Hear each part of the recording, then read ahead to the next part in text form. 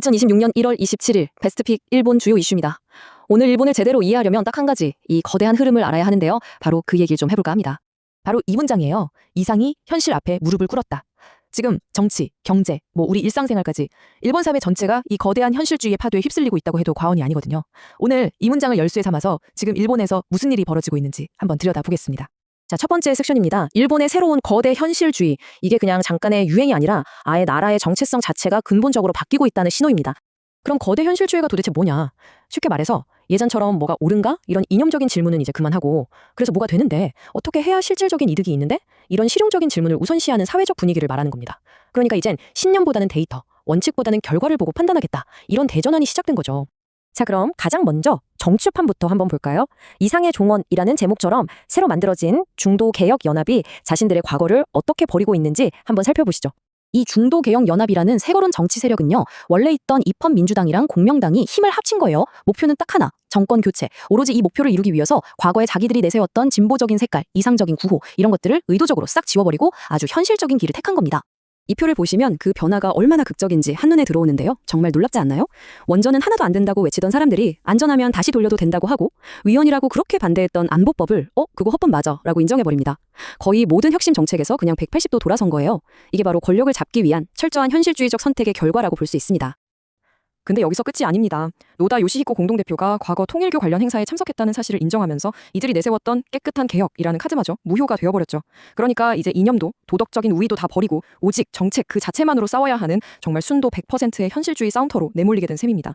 자, 이렇게 정치권이 이념을 버리고 현실을 택하고 있는데요. 놀랍게도 이런 변화가 일본 국민들의 소비 생활에서도 똑같이 나타나고 있습니다. 계속해서 알아보기 전에 잠시 시간을 내서 구독과 좋아요를 눌러주시면 저희에게 정말 큰 힘이 됩니다. 요즘 일본 소비자들의 주문은 딱 이겁니다. 그냥 싼 거 말고 기술적으로 뛰어난 거. 그러니까 가격표만 보는 게 아니라 가격 대비 최고의 성능, 이른바 가성비를 넘어서 가심비까지 챙기는 고부가 가치 실용주의가 대세가 된 거죠. 유니클로 사례를 보면 이게 딱 와닿습니다. 9,990엔, 우리 돈으로 10만 원도 안 되는 이 심레스 다운 재킷이요. 필파워가 750이 넘어요. 이건 진짜 고급 패딩에나 들어가는 스펙이거든요.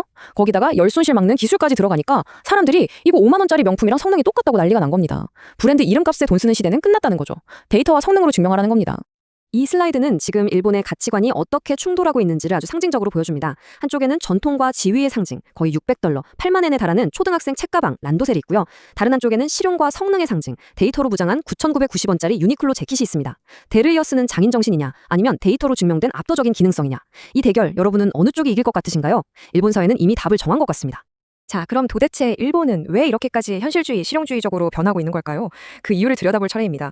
그 배경에는 2026년의 절벽이라는 피할 수 없는 거대한 위기가 자리 잡고 있습니다. 여기서 말하는 2020년 문제라는 건요, 말 그대로 사회의 기반이 무너져 내리는 듯한 위기를 뜻합니다. 18세 인구가 갑자기 뚝 떨어지면서 대학부터 시작해서 노동시장, 연금 시스템까지 사회 전체가 흔들리는 거죠. 바로 이 거대한 현실의 벽이 일본이 이상을 이야기할 여유조차 없게 만들고 있는 겁니다. 이 숫자 한번 보시죠. 52.7%. 이게 일본 사립대학의 적자 비율입니다. 인구 절벽이 그냥 먼 미래의 이야기가 아니라 바로 지금 닥친 현실이라는 걸 보여주는 아주 뼈아픈 증거죠. 벌써 절반이 넘는 사립대학이 문 닫을 위기에 처했다는 뜻입니다.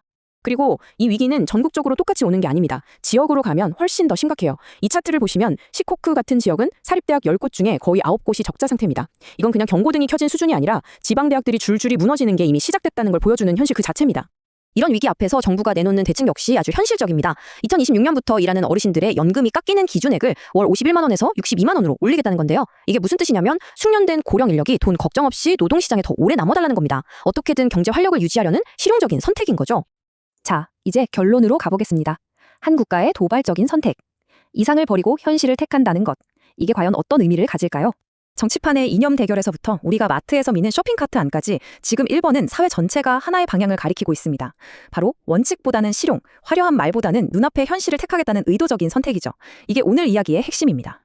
마지막으로 이 질문을 던지면서 마무리하고 싶습니다.